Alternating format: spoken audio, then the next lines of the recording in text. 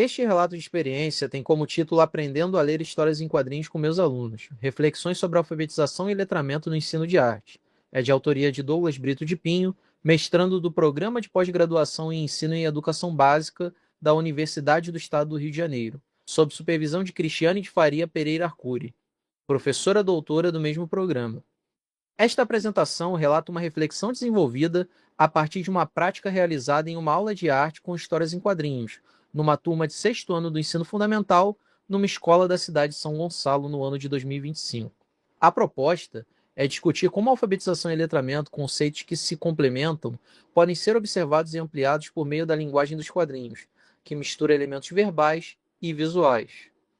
Segundo Magda Soares, a alfabetização é o processo de aquisição do código escrito, das habilidades de leitura e escrita, ou seja, reconhecer letras, sílabas, palavras.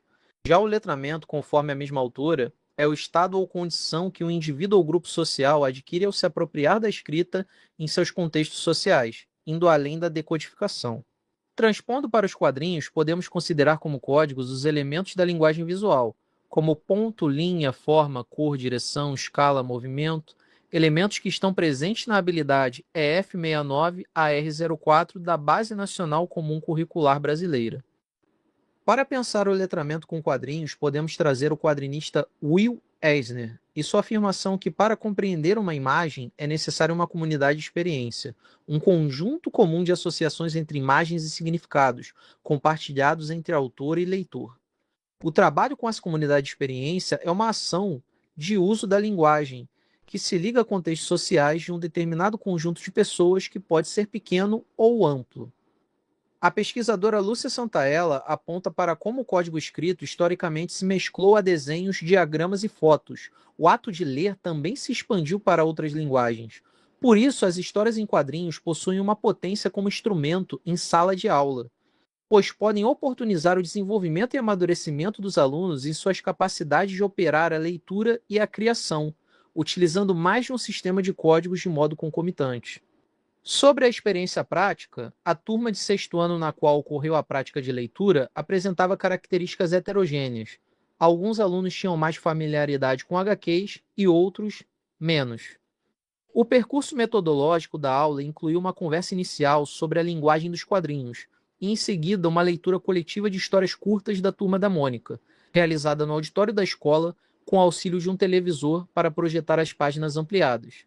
Um dos objetivos fundamentais da atividade foi a identificação da utilização de balões, linhas de movimento, quadros, onomatopeias e diferentes tipografias nas narrativas dos quadrinhos. Uma das histórias lidas chamava-se Variando o Ambiente. No primeiro quadro, a personagem Magali aparecia em um deserto. Aos alunos foram feitas perguntas. Por que o balão de fala da Magali está com linhas tremidas e não arredondadas como de costume? A resposta inicial foi um não sei. A partir disso, foram feitas perguntas orientadas à investigação dos significados presentes nas imagens, tais como sobre o que tinha no fundo do quadro, entre as montanhas, que era o sol, o que a expressão da Magali transmitia, que era o cansaço, o que representavam as linhas que subiam da cabeça dela, a fumaça de calor, qual a função das formas ovais perto do rosto de Magali, que eram as gotas de suor, e por que a palavra água aparecia com um tamanho tão grande dentro do balão. Aos poucos, os próprios alunos concluíram que a Magali estava com muita sede e calor, em uma situação de desespero. Então entenderam que o balão com as linhas trêmulas, convencionalmente usado nos quadrinhos para indicar grito, medo ou desespero, fazia todo sentido naquele contexto. Os elementos da linguagem visual tomavam significados dentro da obra, ao lado da linguagem verbal, tornando-se algo único, que são os quadrinhos. Nessa atividade, observou-se que o reconhecimento dos elementos da linguagem verbal e visual, ou seja, a alfabetização no sentido de domínio dos códigos, já estava presente nos alunos. No entanto, a capacidade de compreender esses elementos em um contexto social específico, o letramento, mostrou-se ainda em processo de ampliação. Outro aspecto é que o fato de todos, professor e aluno, verem os mesmos quadros pelo televisor criou uma interação única de aprendizado coletivo. Quando alguns alunos não entendiam certos significados, como as linhas de movimento que pareciam apenas rabiscos, outros colegas se sentiam motivados a explicar de forma espontânea.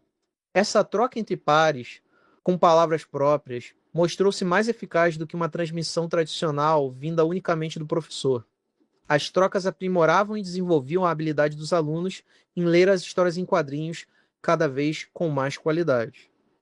Conclui-se que as histórias em quadrinhos são uma linguagem com grande potencial nos processos de alfabetização e letramento na educação básica, não apenas na perspectiva verbal, mas por meio de uma leitura ampla e híbrida, na qual elementos visuais e textuais se integram na construção de sentidos.